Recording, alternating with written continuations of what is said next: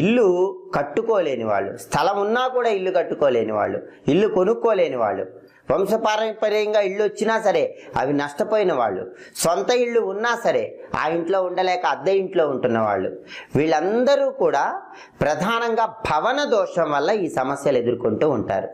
మరి ఈ భవన దోషం పోవాలంటే ఏం చేయాలంటే పరిహార శాస్త్రంలో ఒక అద్భుతమైన పరిహారం చెప్పారు. ఆ పరిహారం ఏంటంటే కందిపప్పు, మినప్పప్పు, పెసరపప్పు మర ఆడించి పిండిలాగా చేసుకున్నాక ఆ 3 పిండ్లు కలపాలి.